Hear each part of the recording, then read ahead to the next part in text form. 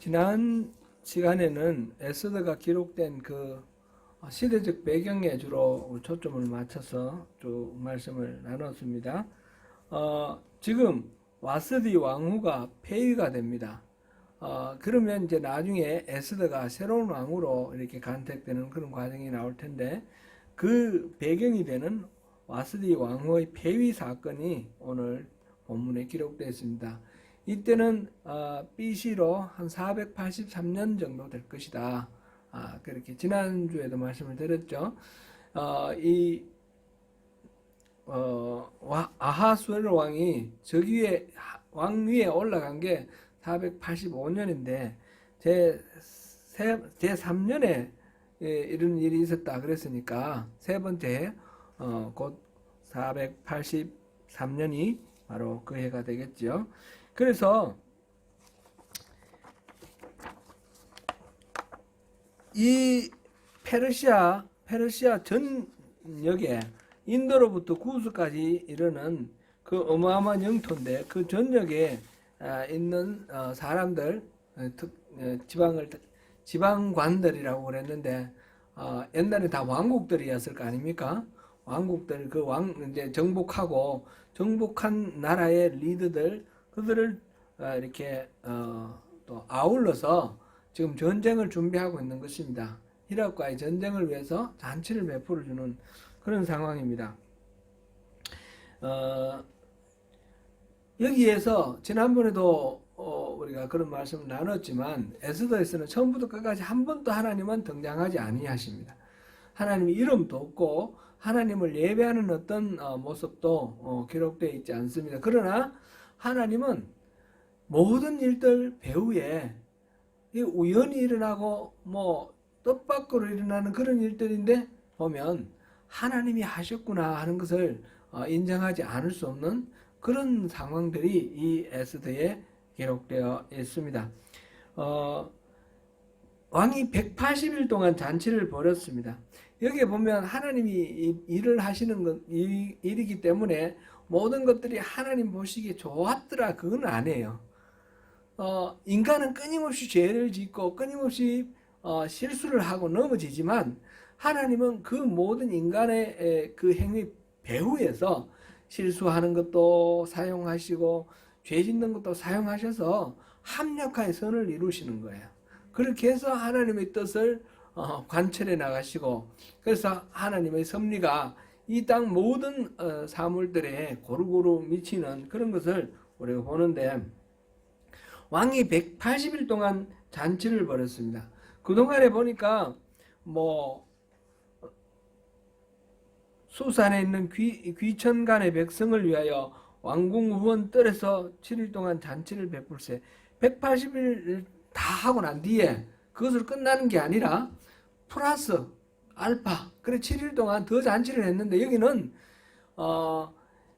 그전에는 지방관들을 위한 그런 잔치였는데, 지금 보니까 귀천간의 백성을 위하여 그랬어요.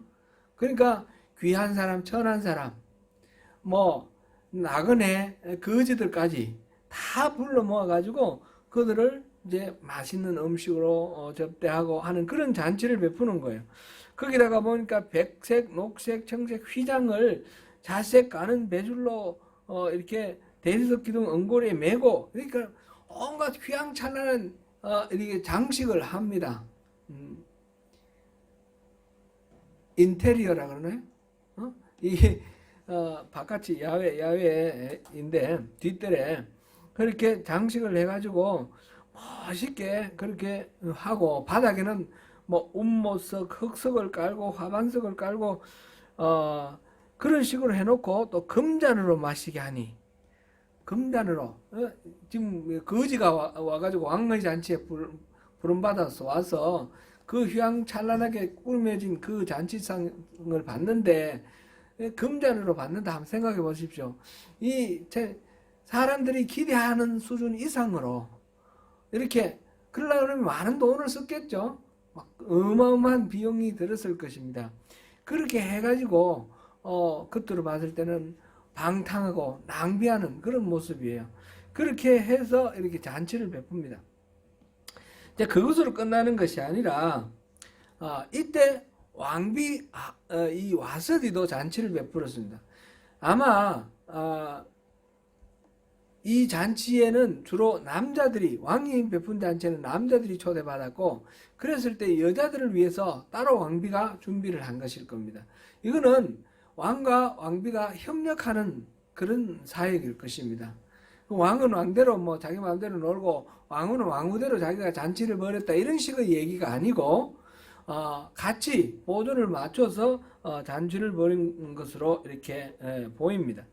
그래서 이렇게 왕은 남자들을 주로 불러 모아 가지고 이렇게 술 먹고 흥청망청 이렇게 잔치를 보내는데, 왕비는 나름대로 또 도우미의 역할을 하면서 이렇게 하고 있는데, 술이 이제 건화해져 가지고 취형이 도니까 주흥이 올랐다 그랬어요. 일어났다 그랬어요. 그러니까 왕비를 불러라 그런 거죠. 왕비가 너무너무 아름답고 이쁘고 그랬던 것 같아요. 그러니까 자랑하려고 왕비를 오라 그랬는데 왕비가 안 왔습니다. 왜 안 왔는지 여러 가지 우리가 추측되는데, 여기는 이유는 하나도 안 나와 있습니다. 여기에 지금 적어도 1장에서 주인공은 와스디 같아요. 와스디, 왕후 와스디 같은데, 와스디의 어떤 심적 배경이나 변화 이런 거에 대해서는 언급이 하나도 없습니다. 왜냐하면 와스디는 주인공 같지만 사실은 주인공 아니기 때문이죠. 이게 뭐 이 사람이 뭘 어떻게 느꼈고 어떻게 생각했던지 그거는 별로 중요하지 않습니다. 아마 우리가 생각할 때는 이 왕후는 나름대로 여인들을 대상으로 잔치를 베풀고 있는 이 주빈 아닙니까? 그러니까 호스트 아닙니까? 호스티스 여자니까. 그럼 주인이 되는 입장이니까 손님들을 접대해야 되는 그런 상황에서 옷 꾸며 입고 와가지고 이렇게 남자들 모인 곳에 와서 이렇게 자랑하려고 오라 그러니까 이 일을 감당하는 것이 우선이다 생각하니까, 또 왕도 취했을 것이라 생각하니까 그냥 왕에게 이제 이 일을 맡겨주세요 이렇게 하지 않았을까요? 왕을 그냥 확 무시하고 나를 뭘로 보는 거야 뭐 이런 식으로 한 것 같지는 않습니다. 그러나 왕은 지금 그게 중요한 것이 아니에요. 자기 말에 거역하는 이 왕후의 반응, 이것이 기분이 나쁜 거예요. 불러오라 그랬는데 안 왔습니다. 그것에 화가 나가지고 당장 이거 어떻게 하면 좋겠느냐. 그래서 사례를 아는 현자들에게 묻습니다. 왕이 규례와 법률을 아는 자에게 묻는 전례가 있었다. 그래서 물었는데, 정상적인 것 같으면 어떻게 조언을 해야 될까요? 이 지금 7명의 지방관들이 조언을 하는데, 그 7사람의 이름이 쫙 나와 있고 머무간이라는 사람이 대표가 되어서 왕에게 가서 이렇게 조언을 하는데, 그 왕후가 저렇게 남편의 말을 무시하는 것을 그대로 방치를 하면 이 나라 모든 사람들, 모든 가정의 아내들이 남편을 무시하게 될 겁니다. 한번 본때를 보여줘야 됩니다. 그러면서 왕후를 폐위시키십시오. 그리고 더 나은 사람을 왕후로 들이십시오. 이렇게 조언을 하는 것입니다. 어떻게 생각되십니까? 아주 건설적이고 아주 건강하고 바른 조언 같습니까? 뭐 제가 볼 때는 그렇게 보기가 좀 어려울 것 같아요. 왕의 그 기분을 맞추기 위해서, 그 비위를 맞추기 위해서 꾸며낸 아주 간신의, 아주 간신배의 그 조언인 것 같아요. 왕에게 조금도 도움이 안 되고 이 실질적으로 나라에 법을 세우는데 도움이 되고 이런 거하고는 상관이 없는 것 같고, 지금 술 취해가지고 객기 부리는 왕에게 그냥 기분 맞춰주기 위해서 이렇게 조언을 하는 것 같습니다. 그러나 그러한 이런 왕의 객기나 또는 그 신하들의 분별 없는 그런 조언, 그것까지도 하나님께서는 활용하신다라는 것을 우리가 나중에 우리가 보게 될 것입니다. 오늘은 이 이야기를 통해서, 우리가 오늘 이 본문을 통해서 뭐 여러 가지 이야기를 할 수 있겠지만, 이 조언을 어떻게 하고 어떻게 듣는가 이거에 대해서 우리 좀 생각을 해보면 좋겠습니다. 그 이전에 간단하게 조금만 하나 팁으로 팁이 아니라 약간 벗어난 얘기지만 우리가 참고할 것으로 22절을 우리 한번 읽어보겠습니다. 22절. 각 지방 각 백성의 문자와 언어로 모든 지방에 조서를 내려 이르기를 남편이 자기의 집을 주관하게 하고 자기 민족의 언어로 말하게 하라 하셨더라. 지금 이제 조서를 내리는데 이제 여인들이 남편의 말을 잘 들으라 하는 그런 조서를 내는 겁니다. 그렇게 하면서 남편이 자기의 집을 주관하는 주관자다라는 것, 그리고 자기 민족의 언어로 말하게 하라 그랬습니다. 중요한 것은 아닌데 이게 이제 우리가 성경을 읽을 때 좀 도움이 될 수 있는 그런 하나의 단서가 되는 부분입니다. 이때 당시 중건동 지역을 이렇게 지배하던 아주 강대한 제국들이 있었죠. 아시리아가 있었고, 아시리아 다음에 바벨론이 있었고, 바벨론 다음에 지금 메대가 있고, 메대를 이어서 지금 페르시아가 지금 지배를 하고 있습니다.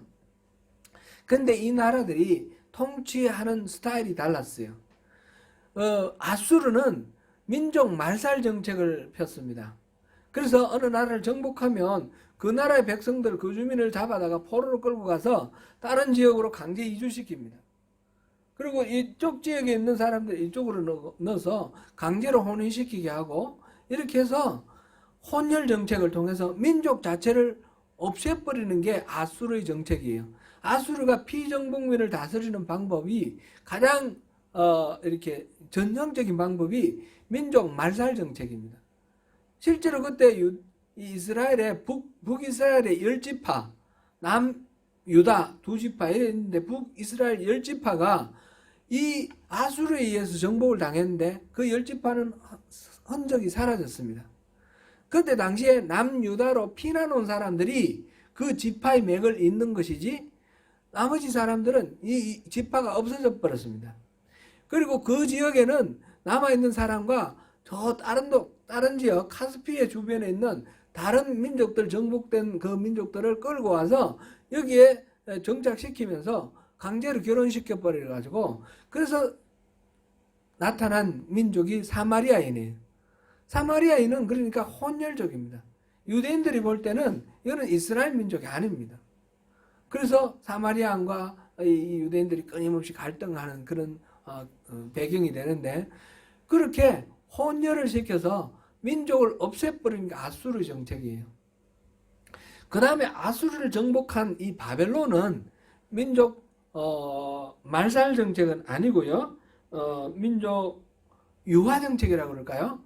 각 민족의 고유한 문화를 인정을 해요. 그대로 허용을 합니다. 그래서 유대인들이 바벨론으로 포로로 끌려갔는데, 포로로 끌려간 유대인들이 그 이집트에서 뭐 이렇게 노예생활하듯이 노예생활한 것이 아니고 바벨론의 포로로 끌려가서 그곳에서 자기 나름대로 생업에 종사할 수 있도록 자유를 허락하고, 그리고 자기 나름대로 종교생활을 하도록 여호와 하나님을 섬기도록 한 거예요. 다만 성전이 없으니까 이 유대인들 포로로 끌려간 사람들은 회당에서 모인 거예요. 그때부터 회당이라는 게 생겼습니다.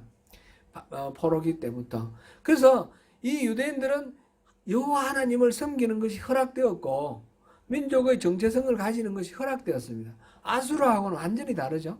아수르하고 완전히 다른데 그 대신 이 가나안 땅으로는 돌아갈 수가 없습니다. 돌아가는 것은 금지가 되었습니다. 그런데 이제 페르시아가 들어와서 바벨론을 멸망시키고 난 뒤에 페르시아는 정책이 민족을 이렇게 후원하고 또 이렇게 살리는 그런 정책을 세웠습니다. 유화 정책 이상으로 민족 존중 정책을 이렇게 펼쳤습니다. 그래서 정복한 각 나라의 그 모든 정복지에 저마다 자기의 고유한 문화와 종교를 다 그대로 허용을 하는 거예요. 그리고 이제 세금만 잘 바치고 그 군사적으로 이렇게 필요할 때 군사 동원만 잘해주면 모든 것들을 자율적으로 하도록 그렇게 허락한 것이 페르시아의 정책입니다. 그리고 이스라엘에 대해서도 이 페르시아가 들어오자마자 바로 고레스 왕이 귀환령을 내리지 않습니까? 고향으로 돌아가라. 돌아가서 성전도 세워라. 그리고 너희들이 원래 민족 고유의 그 문화를 그대로 유지하고 그렇게 살아라. 그렇게 모든 것들을 자유롭게 허락하였습니다. 그래가지고 돌아간 사람들도 많고 돌아가지 않은 사람들은 그대로 바벨론의 각 지역에 여기서 보면 수산군까지 포함해서 페르시아가 이렇게 차지한 그 지역으로 더 널리 퍼져서 그렇게 살아가면서 자기들의 삶의 터전을 일구고 그렇게 살아갔습니다. 여기서 마지막에 보니까 자기 민족의 언어로 말하게 하라 그랬습니다. 자기 민족의 언어로 말하게 하라. 실제로 이렇게 되니까 민족 간 이 결혼 같은 것도 많아진 것 같습니다. 그러니까 한 가정 안에 여러 민족이 이룬 그런 가정들이 다민족 가정들이 많아진 거죠. 그래 됐을 때 주로 어떻게 되나요? 엄마 말을 많이 쓰죠. 그런데 아버지 이 남편을 중심으로 해가지고 남편이 자기 민족의 언어를 쓰도록 하라 이렇게 이제 법을 만든 거예요. 이제 이런 법이 있다는 것 자체가 다민족 가정이 많다라는 것을 나타내는 것이죠.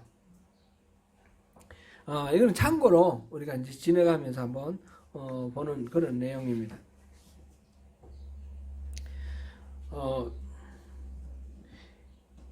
오늘 이 22절까지 본문에서 우리가 이제 조언에 대해서 지금 7 지방 장관들이 이 아하수에로 왕에게 조언을 한 것, 그것을 생각하면서 우리가 어떻게 조언을 하는 게 좋을까? 그것도 한번 생각해보고 아하수에로 왕이 이런 조언을 듣는 것을 통해서 또 우리가 조언을 들을 때는 어떻게 들으면 좋을까? 이걸 한번 생각해보면 좋겠습니다. 물론 이거는 잘 정리된 어떤 답은 아직 없습니다. 한번 생각해보면 좋겠습니다. 누군가에게 도움이 되는 말을 한다는 것은 참 쉽지 않습니다. 우리 가정에서 우리 아들, 딸, 자녀들에게 뭔가 도움이 되는 말을 하는 것도 여간 어렵지 않습니다. 자식이 어릴 때는 자기 스스로 뭔가 하지 못할 때는 전적으로 부모에게 의존하니까 부모 말을 잘 따르지만 자라면서 점점 자기 생각이 생기고 주관이 생기고 자기 활동 능력이 반경이 이렇게 커져가면서 이렇게 부모의 말을 잘 듣지 않습니다. 그런데 어른들이 볼 때는 자식이 아직 어리니까 그 판단이 온전하지 못하고 잘못된 판단이 많습니다. 그래서 그것을 이제 고쳐주고 싶어서 이야기를 하는데 그거를 뭐라고 그럽니까? 보통 부모가 자기에게 조언해 주는 거를 잔소리라 그러죠. 잔소리라는 말은 이게 참 내가 들을 만한 조언이다, 충언이다 이렇게 받아들이는 말이 아니고 쓸데없이 남의 일에 간섭하는 헛소리다 그런 뉘앙스가 포함되어 있는 말이에요. 부모의 잔소리는 누구나 다 싫어하죠. 그런데 우리가 부모로서 자녀에게 조언을 할 수도 있고 또 회사에서 윗사람으로서 아랫사람에게 조언할 수도 있고 또 친구로서 서로 조언할 수도 있고 아랫사람으로서 윗사람에게 여기 있는 이 지방관들이 왕에게 했듯이 아랫사람으로서 윗사람에게 조언할 수도 있고 또 성도 간에 서로 조언할 수도 있고 그런 여러 가지 다양한 경우들이 많이 있죠. 그럴 때에 이렇게 조언을 하는 것이 의미가 있고 이 조언을 듣는 사람에게 유익하게 하기 위해서 우리가 생각해야 될 부분이 무엇일까 한번 생각해 보는 것입니다. 가장 먼저 생각해야 될 것은 그 조언을 듣는 사람을 존중해야 되는 것입니다. 존중해야지 이 심리학에서 그러죠. 서로 얘기를 자기 속에 있는 얘기를 이렇게 하고 상담을 하고 할 때 이 신뢰감이 형성이 되어야지 속을 내놓고 이렇게 대화를 하는데 이런 거를 라포라고 그럽니다. 라포가 형성되려 그러면 상대방을 먼저 존중을 해줘야 됩니다. 어린아이, 우리 어린 아들, 우리 딸이라도 이 어리니까 아무것도 모른다 그렇게 해가지고는 말이 안 되는 거죠. 존중하고 네 나름대로 충분히 판단할 수 있고 네 생각이 일리가 있다라는 거 그런 거를 다 인정하고 그러면서 상대를 먼저 존중하는 것에서 출발을 해야 되는 것입니다. 그렇게 해야지 신뢰감이 형성이 됩니다. 인격적으로 신뢰가 있어야지 무슨 말을 해도 그 말을 이렇게 듣고자 하는 마음이 생기는 거죠. 우리가 실제로 경험할 때 그렇지 않습니까? 내가 존경하는 사람, 내가 이렇게 깊이 인격적으로 신뢰하는 사람의 말은 비록 내게 고가운 이야기를 할지라도 내 행동을 이렇게 잘못됐다고 지적하고 또는 꾸지람하고 징계하고 그런 말을 할지라도 받아들이는 마음이 있습니다. 근데 신뢰감이 없는 사람, 지나가다가 어떤 사람이 함부로 얘기하면 그냥 시비가 붙는 거죠. 그냥 당신이 뭔데 그래요? 그런 식의 반감이 우리 안에서 자연스럽게 나오게 되어 있습니다. 그러니까 신뢰감을 형성하는 것이 가장 먼저 중요한데 조언을 할 때 내가 신뢰를 얻기 위해서는 어떻게 해야 되는가? 이 사람에게 존중을 하는 것, 존중하는 것이 가장 먼저다라는 것을 먼저 생각해 봐야 되겠습니다. 두 번째로 이제 한번 생각해 볼 부분은 이 조언을 할 때 자녀들에게나 친구에게나 뭐 누구에게나 조언을 할 때 지배하려는 마음이 있습니다. 그거를 절제하는 것이 중요한 것 같습니다. 내 말대로 해야 된다. 내가 이런 말 해줬으니까 넌 내 말 들어야 돼. 이런 마음이 강하게 들어와 있습니다. 그래서 말을 하다가 말을 잘 안 듣고 뭐 이렇게 저렇게 뭐 어떤 이유를 말하면 변명한다 그러고 뭐 이러면서 오히려 화가 나고 막 이렇게 말하는 것이 목소리가 높아지고 이러면서 싸움이 돼버리죠. 이 상대방이 내가 말하는데 무조건 따라야 된다라고 하는 그 마음은 사실은 상대를 내가 마음대로 주물럭주물럭하고 내가 좌지우지하고자 하는 어떤 지배욕이에요. 지배욕. 자식조차도 그렇게 지배할 수는 없습니다. 지배욕을 절제해야 된다. 그래야지 이 충고가 그대로 받아들여지고 의미가 있게 된다. 이런 생각을 해봅니다. 그 다음에 가장 중요한 것은 지금 여러 가지 항목들이 있겠지만 오늘 생각해 볼 것 중에서 가장 중요한 것은 이게 내가 지금 하는 말이 단지 내 생각이어서는 안 된다는 겁니다. 주님이 주시는 마음을 물어보고 주님 주시는 마음으로 충고를 하고 조언을 해줘야 된다는 것입니다. 주님의 마음으로 충고하자라는 것.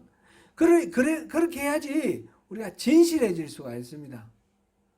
아니면 앞서서 제가 지배욕이라 그랬는데 그거는 내 생각이 강하면 강할수록 지배욕이 이렇게 강해질 수밖에 없습니다. 그러니까 나를 일단 이렇게 내세우는 것이 아니라 이 상황 속에서 하나님께서는 무슨 말씀을 해주시기를 원하실까? 하나님의 마음을 품고 그렇게 말을 하면 가장 진실한 조언을 해줄 수 있을 것입니다.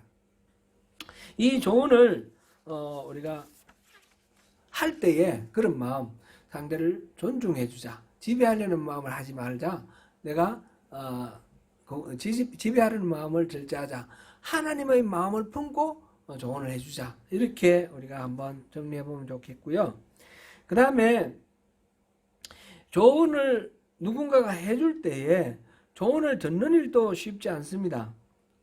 세상에는 조언이라고 하면서 사기치는 사람들도 많고 또 나를 지배하고 조종하려고 덤비는 사람도 너무너무 많습니다. 자기 이익을 실현하기 위해서 천사의 얼굴을 하고 조언이라 하는 그런 사람들도 또 얼마나 많은지 모릅니다. 그런 가운데 진정한 조언을 우리가 분별할 수 있어야 하고 그 조언을 잘 새겨들어서 자신의 잘못을 바로잡거나 또는 올바른 선택을 해나갈 수 있을 때에 그럴 때 그 조언은 우리 인생을 바꿀 수도 있습니다. 우리 학교 다닐 때 우리 선생님 중에 어떤 말씀을 해주셨는데 그 말씀이 너무너무 내 마음에 와닿아가지고 내 인생이 달라진 그런 경우들이 있습니다. 그렇지 않습니까? 우리 선생님들 중에 선생님들이 그만큼 영향이 어릴 때니까 더 영향력이 큰 것 같고요. 그것뿐만 아니라 우리가 일상의 삶 속에서도 누군가가 이렇게 들려주는 이야기가 우리를 살릴 수도 있는 그런 경우가 많지요. 우리 제가 이제 여러 가지 생각나지만 한 가지 백제가 멸망당할 때에 백제가 신라에 의해서 이제 멸망을 당했는데 그 의자왕이 그 충성스러운 신하들의 그 조언을 들었더라면 그건 절대로 참 그렇게 허망하게 망하지는 아니했을 텐데 이런 생각을 우리 역사 시간에도 배웠고 한번 생각해 볼 수 있습니다. 여러 가지 사례 중에 하나만 이제 한번 생각해 본 거죠.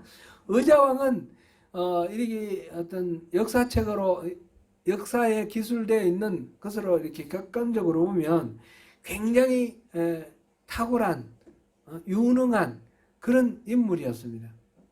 근데 점차 이거는 이제 물론 이제 김부식 신라의 입장에서 기술된 면도 있지만 점차 방탕해지고 이제 주변 충신들의 성충이나 계백 이런 충신들의 조언을 받아들이지 않고 자기 내키는 대로 이렇게 함으로써 그렇게 망하는 길을 갔다. 이제 그렇게 우리 역사 시간에 보았는데 많은 과장이 있고 왜곡은 있어요. 그 기록들에 보면 그 신라의 관점에서 봤기 때문에 예를 들면 삼천궁녀 낙화하면서 삼천궁녀가 떨어졌다 그러는데 삼천궁녀라는 게 불가능하잖아요. 그죠? 그 당시에로 봤을 때 30궁녀 정도는 가능이 하겠지만 어쨌든 그런 식으로 좀 이렇게 의자왕의 그 방탕함을 과장하고 그런 말이 있지만 그 정도는 과장되어 있지만 그 방향은 그런 게 맞다라고 우리가 인정할 수밖에 없는 그런 상황들이 있습니다. 굉장히 유능한 그런 왕이었는데 그 주변 상황을 잘 분별하고 잘 이 국제적인 관계가 그때 막 다이내믹하게 돌아갈 때에 그것들을 잘 헤쳐나갈 수 있는 그런 주변 이 충신들의 조언을 무시하고 자기 생각만 자기 판단만 주장했기 때문에 객관적인 그런 면에서 여러 가지 잘못이 있었다 이런 생각이 됩니다. 그렇다고 해서 늘 잘한다고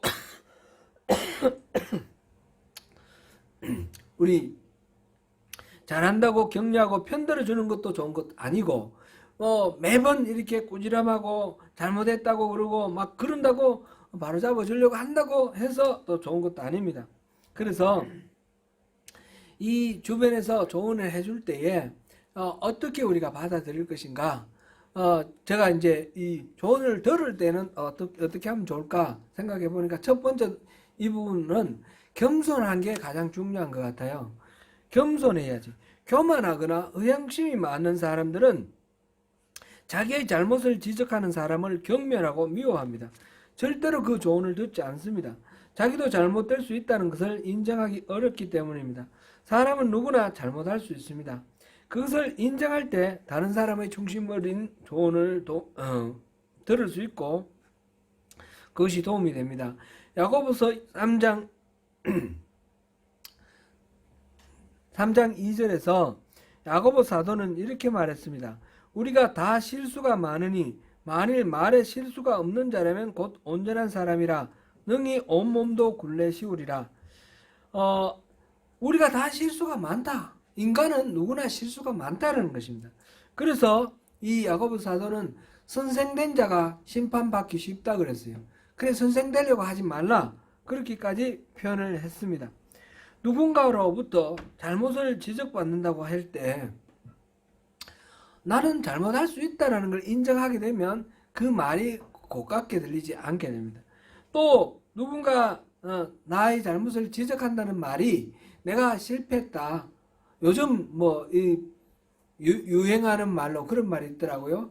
이생망. 그게 무슨 말인지 아세요? 이번 생에는 망했다. 이 생. 근데 그거는 다음 생애가 있다. 이런 뉘앙스가 있는 것 같은데 이번 생에는 망하고 다음 생에는 좀 잘해보자. 그건 안 돼요. 그죠? 왜냐하면 한 번밖에 없으니까. 누군가가 잘못을 지적한다고 해서 이 생망, 나는 이번 생에 망했어. 이렇게 생각하면 안 되는 거예요. 지적받았지만 그러나 그것은 어디까지나 이제 이 잘못에서 돌이킬 수 있는 기회라는 거예요. 잘못된 길에서 빠져나와서 올바른 길로 갈 수 있는 그런 기회라는 거죠. 제가 이제 어릴 때 우리 어머니한테 많이 들었는 이야기 중에 우리 어머니가 우리 큰형님, 맨 큰형님 16세 시집 오셨거든요. 그래 18에 우리 큰형님을 낳으셨는데 이제 큰형님이 아직 돌 정도 됐을 때 그러니까 어린 아이를 업고 친정을 가는데 친정이 우리 집에서 강 하나 건너고 산 하나 넘어서 이렇게 가야 되거든요. 산길이에요. 근데 좀 이렇게 포장은 안 돼 있지만 그때 버스도 다니는 그런 길 넓게 이렇게 닦아놓은 산을 넘어가면 그 길로 이렇게 쭉 이제 만나가지고 쭉 들어가는 그런 데인데 어느 날 이제 친정을 가는데 앞에 누가 어떤 사람이 있어가지고 부지런히 그 사람 따라갔다는 거예요. 부지런히 막 그 옛날에 또 흰옷 입고 있었잖아요. 그런 흰옷 입은 어떤 아저씨가 이렇게 그 두루마기 입고 쭉 앞에 가서 그 사람을 쭉 따라갔는데 한참 가다 하니까 뒤에서 막 부르는 소리가 나는 거예요. 이제 밤이 됐어요. 어두워졌는데 뒤에서 막 부르는 소리가 나가지고 돌아보니까 저 길에서 지금 보니까 산으로 올라가고 있어요. 저 길에서 누군가가 막 부르는 거예요. 세댁 그랬는지 아니지 그냥 여보세요 그랬는지 하여튼 막 부르는 소리가 났대요. 그래 보니까 앞에 가던 할아버지가 안 보이는 거예요. 아저씨가 안 보이는 거예요. 흰옷 입고 분명히 앞에 갔었는데 그래서 정신 차려 보니까 엉뚱한 길로 지금 길에서 벗어나가지고 엉뚱한 길로 가고 있고 이 지나가던 사람은 이분은 나중에 이제 알고 보니까 그 면에서 일하시는 면석이로 일하시는 분인데 퇴근하다가 가다 보니까 어떤 사람이 좀 자꾸 엉뚱한 길 없는 산으로 올라가는 걸 보고 자전거 타고 이래 가다가 자전거 이렇게 바퀴 돌리면 불이 나오지 않습니까? 그 불을 이렇게 비춰보니까 바퀴를 막 돌리면서 비춰보니까 어떤 사람이 막 올라가고 있는 거예요. 그래 부른 거예요. 그래가지고 정신을 차리고 내려와가지고 그분이 이제 친정까지 데려다 줬다. 그런 이야기예요. 옛날에 그 도깨비불 이런 거 있죠? 도깨비불 이야기에 그런 이야기가 있었어요. 우리 어머니가 실제로 그렇게 혼이 나가지고 엉뚱한 데로 이제 갔던 그런 이야기인데 그때 길이 아닌 곳을 막 이렇게 막 덤불로 막 이렇게 가면서도 정신이 없으니까 못 모르고 가는 거예요. 그럴 땐 뒤에서 불러주는 것은 뭐예요? 살려주는 거예요. 그죠? 살려주는 거. 네가 지금 거기 길이 아닌 곳으로 잘못 가고 있다 라고 지적해 주는 것은 살려주는 길이에요. 그래서 내려와서 바른 길로 갈 수 있도록 그렇게 해주는 그 살려주는 길이에요. 그래서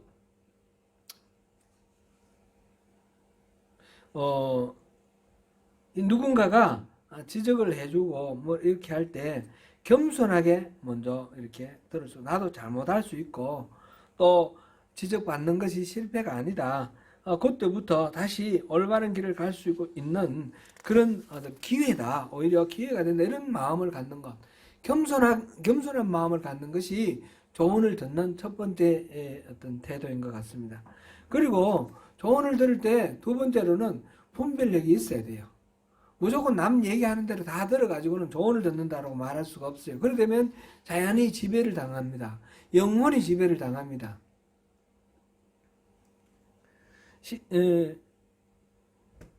시정하는 말을 하거나 올바른 방향을 제시하는 충고를 할 때 간섭을 받는다는 생각을 하기가 쉽습니다. 부모의 말도 그렇고 선생님의 말도 그렇고 목회자가 말해도 그렇죠. 친구의 말도 그렇습니다. 쉽게 반감이 일어나지만 냉정하게 생각해야 합니다. 그리고 이 말을 내가 내 동생에게 또는 내 사랑하는 자녀에게 내 제자에게 내가 지금 말을 한다면 이 말을 내가 이렇게 한다면 어떻게 할 것인가, 이런 식으로 자기가 그 이야기, 내가 듣고 있는 이야기를 한다는 입장에서, 화자의 입장에서 이렇게 한번 역지사지 돌이켜서 한번 생각해 보면 좋을 것 같습니다. 그렇게 한다 보면 내가 우리 자녀에게 또는 친구에게 누구에게 말을 할 때 나쁜 마음을 하지 않지 않습니까? 좋은 마음을 하는 것을 우리가 압니다. 마찬가지로 내게 이 말을 해주는 사람, 내가 듣기에는 간섭하는 것 같고 고깝게 느껴지지만 이분이 참 좋은 마음으로 내게 말해준다라는 것을 우리가 알게 되면 훨씬 더 그 말이 잘 들릴 것입니다. 그러나 중심으로 조언을 한다고 해서 반드시 옳은 것은 아닙니다. 진심으로 이야기하고 나를 존중해서 나를 사랑해서 말을 해준다고 해서 무조건 그거를 다 따라야 되는 것은 아니라는 것이죠. 그것은 결국은 내가 판단하고 내가 바른 길을 분별해서 그 말을 받아들이든지 받아들이지 않든지 그렇게 해야 되는 것입니다. 이제 조금 여기도 이제 옆길로 지나가는 이야기가 될 텐데, 최근에 이제 뉴스를 들어보니까 우리 조국 대한민국에 코로나가 3차 감염해서 많이 1000명 이상 넘어갔다가 지금 조금 내려온 것 같아요. 한 500명, 600명 이런 데로 내려왔는데, 여기에서 3차 감염에서 교회들이 많은 이렇게 감염의 그 폭발 원인이 되고 있는 것 같아요. 굳이 지금 또 이게 대면 5인 이상 대면 예배 하지 마라 그러는데 대면 예배 끝까지 하겠다 그래서 교회가 폐쇄된 데도 있고요. 그런 것들 가운데 BTJ라는 거 혹시 들어보셨어요? 인터콥, 이게 지금 큰 문제가 되고 있습니다. 이 선교 단체가 상주에 어디에 이제 그 뭐 열방 선교센터 해놓고 그게 이제 자원하는 사람 불러 모아가지고 선교 훈련을 시키고 그래가지고 이제 보내는데, 이게 훈련 받으러 올 때 지금 이렇게 막 엄혹한 시절인데 뭐 100명씩 200명씩 조금 풀렸을 때는 1000명 2000명 그래 모였다고 그래요. 그래 모여가지고 집회를 하는 바람에 그 중에 확진자가 들어와서 이거 전국으로 퍼져버린 거예요. 지금 거의 뭐 1000명 가까이 확진자가 나왔습니다. 여기에 관계되는 사람들이 한 1000명까지는 안 되고 한 600~700명 정도 된 것 같아요. 그게 간 사람들이 지금 검사를 받으라 그러는데 검사를 안 받아요. 그리고 그게 집회를 갈 때에 지침이 핸드폰을 끄라, 어디서부터 끄라 해가지고 핸드폰을 끄고 모이고, 그러니까 추적이 어려운 거예요. 검사도 받지 마라 그러고, 여기서 지금 가르치는 게 지금 계속 이제 뉴스가 나오는 게, 그 대표가 인터컵 대표가 최바울이라는 사람 계속해서 이단 시비가 있고 막 자기가 반성하고 막 이렇게 해서 왔다 갔다 하던 사람인데, 지금 뭘 가르치냐면 이 코로나 바이러스는 빌 게이츠 등등 이 사람들이 이 바이러스를 만들어서 퍼뜨렸다는 거예요. 빌 게이츠가 코로나 바이러스 퍼뜨렸다 이런 얘기 좀 들어보셨습니까? 그 말이 한국에 쫙 퍼져 있어요. 교회에. 이 사람들이 일루마티인가 뭐 그 이론이고, 그래서 세계를 정복하기 위해서 지금 코로나 바이러스를 만들어서 퍼뜨리고, 그래서 나중에 백신을 맞지 않을 수 없게 만들고, 백신을 맞으면 백신 속에 아주 작은 미세한 마이크로칩 같은 걸 심어가지고 집어넣어가지고 그 다음부터 모든 인류를 지배를 한다는 겁니다. 그래서 백신 맞으면 전부 노예가 되니까 백신 절대로 맞지 마라. 코로나는 이거 웬만해서는 죽지 않는다. 그냥 병들면 그냥 앓고 지나가라. 이런 식으로 가르치는 거야. 치명률이 30% 이상 돼야지 심각한 병이고 지금 치명률이 몇 10%도 안 되는데 이거는 감기도 그렇게 독감으로 그래 죽는 사람 충분히 얼마든지 있다. 이거 대단한 거 아니다. 심각한 거 아니니까 이 방역 당국의 이 모든 것들은 다 그 일루마티의 그 음모에 지금 함께 속아서 움직이는 거다. 이렇게 가르쳐요. 이런 이야기를 들으면 그걸 믿으면 여러분들 그 집회 갈 때 핸드폰 켜겠습니까? 그 사람들 말들 듣고 안 켜겠죠. 그걸 갔다 와서 검진 받으라 그러면 검진 받겠습니까? 안 받을 거예요. 그럼 나중에 백신 맞으라 그러면 백신 맞겠어요? 안 맞을 거예요. 이렇게 그 가르치는 사람이 예를 들어서 최바울이라는 사람이 그쪽 지도자인데 최고 지도자고 그 다음에 수많은 그게 리더들이 있는데 그 사람들이 제가 생각할 때 자기가 하는 말이 거짓말이라고 생각은 안 할 것 같아요. 그게 자기들이 하는 말이 진짜라고 생각하고 있을 것 같아요. 말하자면 자기들이 미혹되어 있는 거예요. 미혹되어 있어서 다른 사람들을 미혹시키는데 이걸 어떻게 할 거냐 이거죠. 이거를 결국은 우리 저마다가 다 분별력을 갖고 있지 않으면 신천지에도 속을 수 있고 이 인터컵에도 속을 수 있고 얼마든지 속을 수가 있다는 겁니다. 그럼 우리가 깨어 있어야 되고 분별력을 우리 스스로 갖춰야 되는 것입니다. 이게 인터컵에서 주로 이제 주장하는 게 지금 BJT라고 그랬는데 BJT가 Back to Jerusalem입니다. 그런 말을 많이 들어보셨을 겁니다. 복음이 유럽을 거쳐서 미국으로 거쳐서 한국으로 왔고 이제 중국으로 가고 그 다음에 예루살렘까지 도달하면 예수님이 오신다는 거예요. 그래서 이 복음이 예루살렘께 도달하는 그 예수님이 오시는 날 주님의 나라가 임하는 날을 빨리 오도록 하기 위해서는 우리가 열심히 복음을 전해야 된다. 그러면서 아주 공격적으로 그렇게 복음을 전합니다. 한 10여 년 전에 아프가니스탄에 샘물교회 교인들이 가서 납치도 되고 막 난리가 났습니다. 그 지도자들이 이 인터컵입니다. 선교사들이 이야기를 하는데 인터컵에 한번 오면 자기들이 10년 동안 20년 동안 쌓아놨던 이 선교의 터전이 한꺼번에 다 쑥대밭이 되고 만다 그래요. 그 이슬람 지역에 가서 자기들 신분을 숨기고 사람들과 친밀하게 대화를 하고 이렇게 해가지고 예수님을 들으는 이제 전하기도 하고 이러면서 한 명 한 명 이렇게 만들어 가고 있는데 이 100명, 200명, 1000명 이렇게 와가지고 길거리에서 모여가지고 예수 백투 제루살렘 이렇게 떠들고 가버리면 그 사람들에 대한 반감 때문에 그 다음에 완전히 다 끊긴다는 거예요.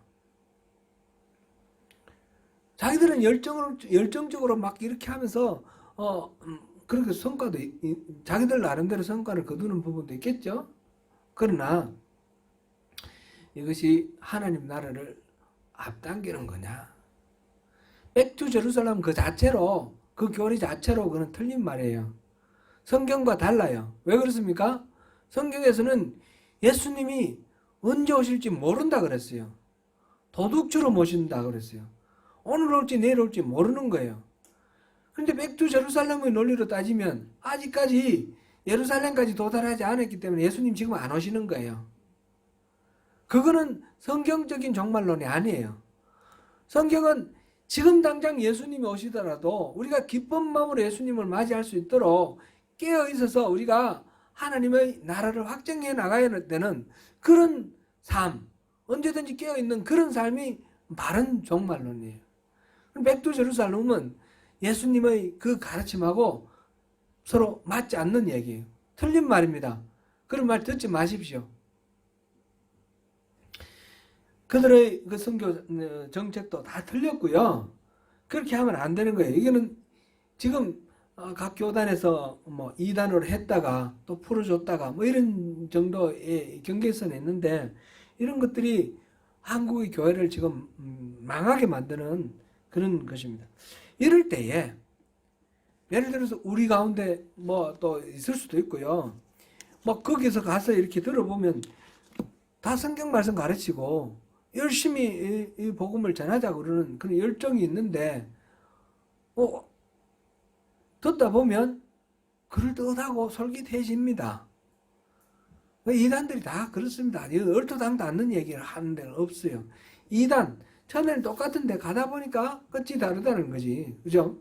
그러니까 그 모든 과정 속에서 우리가 속지 않고 미혹되지 않으려면 어떻게 됩니까? 우리가 분별력이 있어야 되는 것입니다. 그러므로 우리는 성경을 열심히 공부를 하고 성경 내용을 잘 알아야 됩니다. 엉뚱하게 성경도 엉뚱하게 가르치는 대로 그렇게 빠질 경우도 많기 때문에 무조건 성경 공부한다고 되는 것도 아니죠. 정말 이런 거는 이제 깨어 기도하면서 바르게, 그래서 분별력이 있어야 된다. 누군가의 무슨 이야기를 들을 때 이게 바른 길이다라고 얘기를 들을 때에 우리 스스로 분별을 해야 됩니다. 누구나. 그래서 목사가 마치 이렇게 우리 신앙의 어떤 결정적인 요인처럼 생각되면 그것도 이단입니다. 목사는 어디까지나 도움입니다. 우리 스스로 우리 모두가 다 제사장으로서 하나님과 직접적인 관계를 맺을 수 있는 것이고, 목사는 그 길을 돕는 도움이다. 목사가 모든 것들을 막 좌지우지하고 우리 인격을 지배하면 그거는 우리가 버리고 벗어나와야 할 그런 자리입니다. 세 번째로 우리 생각해 본 거는 감사하는 마음으로 듣는 것입니다. 스스로 분별을 했을 때 타당하지 않다 하더라도 그 조언을 듣고 안 듣고는 내가 결정하는 것이지만, 조언을 해주는 사람에 대해서는 우리가 감사하는 마음을 갖는 것이 옳을 것입니다. 물론 잘못된 그런 가르침을 하는 경우도 있지만, 오늘 이 와스디라는 이 왕비를 폐위시키도록 조언하는 마무간이라는 이 사람, 지금 보니까 7명의 그 지방관 이름이 나오는데 맨 끝에 나와요. 아마 성경에 보면 이름이 중요한 사람들이 먼저 나오죠. 그러니까 제일 힘없고 어린 사람이 아닐까? 뭐 결정적인 어떤 근거는 없지만, 그래서 모두들 왕에게 말하기는 싫어하고 말할 수 없이 등 떠밀려서 이 마무간이 가서 왕에게 조언을 하는데, 정말 이 왕이 들어야 할 바른 그런 얘기는 하기가 두려운 거예요. 왕이 지금 화가 나가지고 와스디를 어떻게 해볼까? 한번 얘기해봐 그러는데 마음을 가라앉히고요. 그 왕후는 왕후 나름대로 여성들을 잘 섬기려고 한 거니까 존중해 주십시오. 이러다가는 자기 목 날아갈 것 같으니까 왕후 잘라야 됩니다. 이렇게 지금 조언을 하고 있는 거예요. 이런 조언을 보면서 우리는 어떻게 조언을 할 것인가? 우리는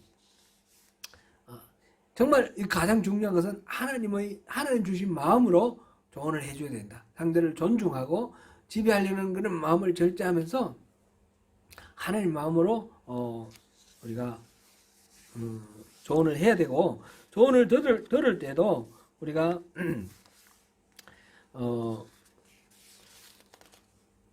겸손하게 그리고 스스로 분별력을 길러서 스스로 분별하면서 감사하는 마음으로 그렇게 드려야겠다. 우리가 그렇게 한번 이 그릇된 조언과 그릇된 좋은 듣기를 예를 통해서 우리가 이제 바른 듣기와 바른 조언에 대해서 한번 생각해 봤습니다. 성경을 통해서 또 더 깊이 우리가 또 생각할 수 있는 그런 매듭이 있으면 찾아서 계속해서 나가면 좋겠습니다. 주님을 더 잘 알고 가까이 하심으로써 주님이 주시는 분별력을 우리가 가지고 주님의 음성에 귀 기울이면서 살아갈 때에 이런 일들이 가능합니다.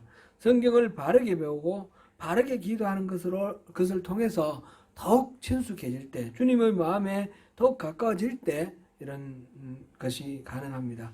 오늘도 우리가 다시 한번 우리 신앙을 돌아보면서 바른 신앙으로 주님과 친밀한 교제를 이루면서 승리하시는 저와 여러분이 되시기를 축원합니다.